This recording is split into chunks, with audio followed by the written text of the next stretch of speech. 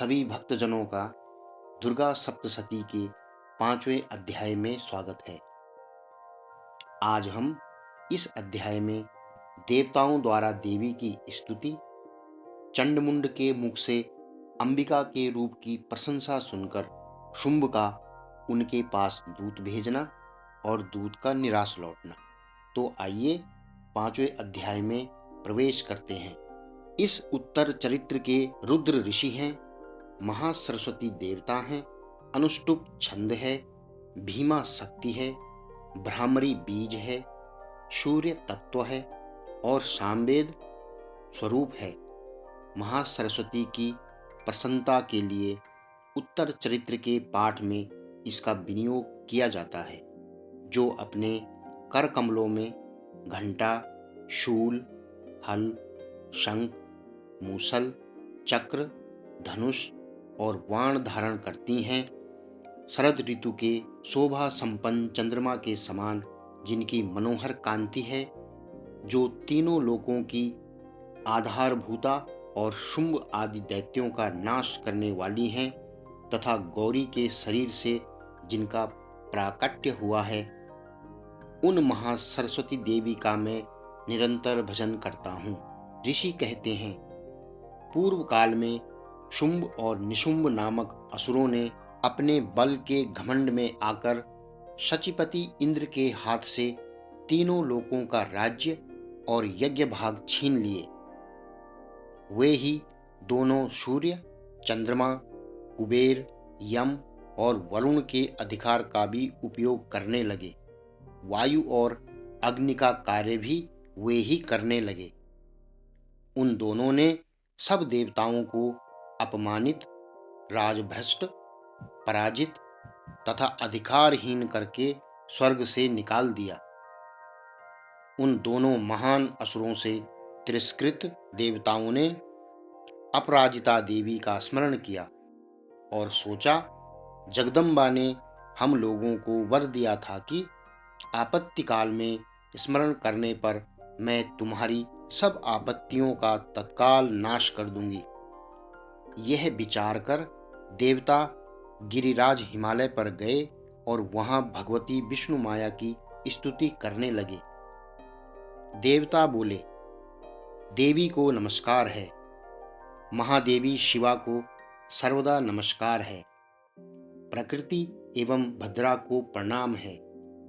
हम लोग नियम पूर्वक जगदम्बा को नमस्कार करते हैं, रौद्रा को नमस्कार है, नित्या, गौरी एवं धात्री को बारंबार नमस्कार है, ज्योत्सनामयी, चंद्र रूपिणी एवं सुख स्वरूपा देवी को सतत प्रणाम है, शरणागतों का कल्याण करने वाली वृद्धि एवं सिद्धि रूपा देवी को हम बारंबार नमस्कार करते हैं, राक्षसों की लक्ष्मी, राजाओं की लक्ष्मी तथा सर्वाणी स्वरूपा आप जगदम्बा को बार बार नमस्कार है। दुर्गा, दुर्गपारा, सारा, सर्वकारिणी, ख्याति, कृष्णा और धूम्रा देवी को सर्वदा नमस्कार है। अत्यंत सौम्य तथा अत्यंत रौद्र रूपा देवी को हम नमस्कार करते हैं, उन्हें हमारा बारंबार प्रणाम है। जगत की आधारभूता कृत्य देवी को बारंबार नमस्कार है।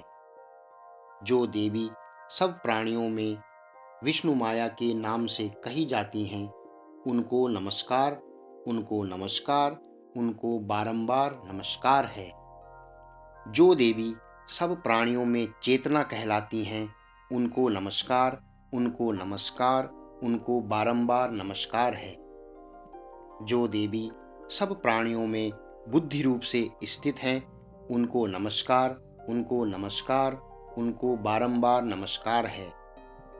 जो देवी सब प्राणियों में निद्रा स्वरूप से स्थित हैं, उनको नमस्कार, उनको नमस्कार, उनको बारंबार नमस्कार है। जो देवी सब प्राणियों में क्षुधा रूप से स्थित हैं, उनको नमस्कार, उनको नमस्कार, उनको बारंबार नमस्कार है। जो देवी सब प्राणियों में छाया रूप से स्थित हैं, उनको नमस्कार, उनको नमस्कार, उनको बारंबार नमस्कार है। जो देवी सब प्राणियों में शक्ति रूप से स्थित हैं, उनको नमस्कार, उनको नमस्कार, उनको बारंबार नमस्कार है। जो देवी सब प्राणियों में तृष्णा रूप से स्थित हैं, उनको नमस्कार, उनको नमस्कार, उनको बारंबार नमस्कार है। जो देवी सब प्राणियों में क्षमा रूप से स्थित हैं, उनको नमस्कार, उनको नमस्कार, उनको बारंबार नमस्कार है। जो देवी सब प्राणियों में जाति रूप से स्थित हैं, उनको नमस्कार, उनको नमस्कार, उनको बारंबार नमस्कार है। जो देवी सब प्राणियों में लज्जा रूप से स्थित हैं, उनको नमस्कार, उनको नमस्कार, उनको बारंबार नमस्कार है। जो देवी सब प्राणियों में शांति रूप से स्थित हैं, उनको नमस्कार, उनको नमस्कार, उनको बारंबार नमस्कार है। जो देवी सब प्राणियों में श्रद्धा रूप से स्थित हैं, उनको नमस्कार, उनको नमस्कार, उनको बारंबार नमस्कार है। जो देवी सब प्राणियों में कांति रूप से स्थित हैं, उनको नमस्कार, उनको नमस्कार, उनको बारंबार नमस्कार है। जो देवी सब प्राणियों में लक्ष्मी रूप से स्थित हैं, उनको नमस्कार, उनको नमस्कार, उनको बारंबार नमस्कार है। जो देवी सब प्राणियों में वृत्ति रूप से स्थित हैं, उनको नमस्कार, उनको नमस्कार, उनको बारंबार नमस्कार है। जो देवी सब प्राणियों में स्मृति रूप से स्थित हैं, उनको नमस्कार, उनको नमस्कार, उनको बारंबार नमस्कार है। जो देवी सब प्राणियों में दया रूप से स्थित हैं, उनको नमस्कार, उनको नमस्कार, उनको बारंबार नमस्कार है। जो देवी सब प्राणियों में तुष्टि रूप से स्थित हैं, उनको नमस्कार, उनको नमस्कार, उनको बारंबार नमस्कार है। जो देवी सब प्राणियों में माता रूप से स्थित हैं, उनको नमस्कार, उनको नमस्कार, उनको बारंबार नमस्कार है। जो देवी सब प्राणियों में भ्रांति रूप से स्थित हैं, उनको नमस्कार, उनको नमस्कार, उनको बारंबार नमस्कार है। जो जीवों के इंद्रिय वर्ग की अधिष्ठात्री देवी एवं सब प्राणियों में सदा व्याप्त रहने वाली हैं, उन व्याप्ति देवी को बारंबार नमस्कार है। जो देवी चैतन्य रूप से इस संपूर्ण जगत को व्याप्त करके स्थित हैं, उनको नमस्कार, उनको नमस्कार, उनको बारंबार नमस्कार है। पूर्व काल में अपने अभीष्ट की प्राप्ति होने से देवताओं ने जिनकी स्तुति की तथा देवराज इंद्र ने बहुत दिनों तक जिनका सेवन किया, वह कल्याण की साधन भूता ईश्वरी हमारा कल्याण और मंगल करें तथा सारी आपत्तियों का नाश कर डालें।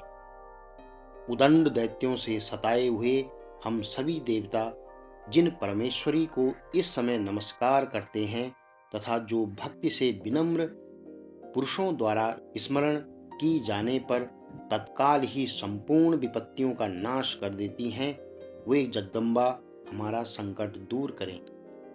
ऋषि कहते हैं, राजन, इस प्रकार जब देवता स्तुति कर रहे थे, उस समय पार्वती देवी गंगा जी के जल में स्नान करने के लिए वहां आई। उन सुंदर भौहों वाली भगवती ने देवताओं से पूछा, आप लोग यहाँ किसकी स्तुति करते हैं? तब उन्हीं के शरीर कोश से प्रकट हुई शिवा देवी बोली, शुंभ दैत्य से तिरस्कृत और युद्ध में निशुंभ से पराजित हो यहाँ एकत्रित हुए ये समस्त देवता यह मेरी ही स्तुति कर रहे हैं। पार्वती जी के शरीर कोश से अंबिका का प्रादुर्भाव हुआ था, इसलिए वे समस्त लोकों में कौशिकी कही जाती हैं। कौशिकी के प्रकट होने के बाद पार्वती देवी का शरीर काले रंग का हो गया, अतः वे हिमालय पर रहने वाली कालिका देवी के नाम से विख्यात हुई। तदंतरन शुंभ निशुंभ के भृत्य चंडमुंड वहां आए और उन्होंने परम मनोहर रूप धारण करने वाली अंबिका देवी को देखा। फिर वे शुंभ के पास जाकर बोले, महाराज, एक अत्यंत मनोहर स्त्री है जो अपनी दिव्य कांति से हिमालय को प्रकाशित कर रही है। वैसा उत्तम रूप कहीं किसी ने भी नहीं देखा होगा। असुरेश्वर, पता लगाइए वह देवी कौन है और उसे ले लीजिए। स्त्रियों में तो वह रत्न है। उनका प्रत्येक अंग बहुत ही सुंदर है तथा वह अपने श्री अंगों की प्रभा से संपूर्ण दिशाओं में प्रकाश फैला रही हैं। दैत्यराज, अभी वह हिमालय पर ही मौजूद हैं। आप उसे देख सकते हैं। प्रभु, तीनों लोकों में मणि, हाथी और घोड़े आदि जितने भी रत्न हैं वे सब इस समय आपके घर में शोभा पाते हैं। हाथियों में रत्नभूत ऐरावत, यह पारिजात का वृक्ष और यह उच्चैःश्रवा घोड़ा, यह सब आपने इंद्र से ले लिया है। हंसों से जुता हुआ यह विमान भी आपके आंगन में शोभा पाता है। यह रत्नभूत अद्भुत विमान जो पहले ब्रह्मा जी के पास था, अब आपके यहाँ लाया गया है। यह महापद्य नामक निधि आप कुबेर से छीन लाए हैं। समुद्र ने भी आपको किंजलकनी नाम की माला भेंट की है जो केसरों से सुशोभित है और जिनके कमल कभी कुम्भलाते नहीं हैं। सुवर्ण की वर्षा करने वाला वरुण का छत्र भी आपके घर में शोभा पाता है तथा यह श्रेष्ठ रथ जो पहले प्रजापति के अधिकार में था, अब आपके पास मौजूद है। दैत्येश्वर, मृत्यु की उत्क्रांदिता नाम वाली शक्ति भी आपने छीन ली है तथा वरुण का पाश और समुद्र में होने वाले सब प्रकार के रत्न आपके भाई निशुंभ के अधिकार में हैं। अग्नि ने भी स्वतः शुद्ध किए हुए 2 वस्त्र आपकी सेवा में अर्पित किए हैं। दैत्यराज, इस प्रकार सभी रत्न आपने एकत्रित कर लिए हैं। फिर जो यह स्त्रियों में रत्न रूप कल्याणमयी देवी है, इसे आप क्यों नहीं अपने अधिकार में कर लेते? ऋषि कहते हैं, चंडमुंड का यह वचन सुनकर शुंभ ने महादैत्य सुग्रीव को दूत बनाकर देवी के पास भेजा और कहा, तुम मेरी आज्ञा से उसके सामने ये बातें कहना और ऐसा उपाय करना जिससे प्रसन्न होकर वह शीघ्र ही यहाँ आ जाए। वह दूत पर्वत के अत्यंत रमणीय प्रदेश में जहाँ देवी मौजूद थी गया और मधुर वाणी में कोमल वचन बोला। दूत बोला, देवी, दैत्यराज शुंभ इस समय तीनों लोकों के परमेश्वर हैं। मैं उन्हीं का भेजा हुआ दूत हूं और यहाँ तुम्हारे ही पास आया हूं। उनकी आज्ञा सदा सब देवता एक स्वर से मानते हैं। कोई उसका उल्लंघन नहीं कर सकता। वे संपूर्ण देवताओं को परास्त कर चुके हैं। उन्होंने तुम्हारे लिए जो संदेश दिया है उसे सुनो। संपूर्ण त्रिलोकी मेरे अधिकार में है। देवता भी मेरी आज्ञा के अधीन चलते हैं। संपूर्ण यज्ञों के भागों को मैं ही पृथक पृथक भोगता हूँ। तीनों लोकों में जितने श्रेष्ठ रत्न हैं वे सब मेरे अधिकार में हैं। देवराज इंद्र का वाहन ऐरावत जो हाथियों में रत्न के समान है मैंने छीन लिया है। क्षीर सागर का मंथन करने से जो अश्वरत्न उच्चैःश्रवा प्रकट हुआ था उसे देवताओं ने मेरे पैरों पड़कर समर्पित किया है। सुंदरी, उसके सिवा और भी जितने रत्नभूत पदार्थ देवताओं, गंधर्वों और नागों के पास थे वे सब मेरे ही पास आ गए हैं। देवी, हम लोग तुम्हें संसार की स्त्रियों में रत्न मानते हैं। अतः तुम हमारे पास आ जाओ, क्योंकि रत्नों का उपभोग करने वाले हम ही हैं। चंचल कटाक्षों वाली सुंदरी, तुम मेरी या मेरे भाई महापराक्रमी निशुंभ की सेवा में आ जाओ, क्योंकि तुम रत्न स्वरूपा हो। मेरा वर्ण करने से तुम्हें तुलना रहित महान ऐश्वर्य की प्राप्ति होगी। अपनी बुद्धि से यह विचार कर तुम मेरी पत्नी बन जाओ। ऋषि कहते हैं, दूत के यूं कहने पर कल्याणमयी भगवती दुर्गा देवी, जो इस जगत को धारण करती हैं, मन ही मन गंभीर भाव से मुस्कुराई और इस प्रकार बोली। देवी ने कहा, दूत, तुमने सत्य कहा है, इसमें तनिक भी मिथ्या नहीं है। शुंभ तीनों लोकों का स्वामी है और निशुंभ भी उसी के समान पराक्रमी है, किंतु इस विषय में मैंने जो प्रतिज्ञा कर ली है उसे मिथ्या कैसे करूं? मैंने अपनी अल्प बुद्धि के कारण पहले से जो प्रतिज्ञा कर रखी है उसे सुनो। जो मुझे संग्राम में जीत लेगा, जो मेरे अभिमान को चूर्ण कर देगा तथा संसार में जो मेरे समान बलवान होगा, वही मेरा स्वामी होगा। इसलिए शुंभ अथवा महादैत्य निशुंभ स्वयं ही यहाँ पधारें और मुझे जीतकर शीघ्र ही मेरा पाणी ग्रहण कर लें। इसमें विलंब की क्या आवश्यकता है? दूत बोला, देवी, तुम घमंड में भरी हो, मेरे सामने ऐसी बातें न करो। तीनों लोकों में कौन ऐसा पुरुष है जो शुंभ निशुंभ के सामने खड़ा हो सके?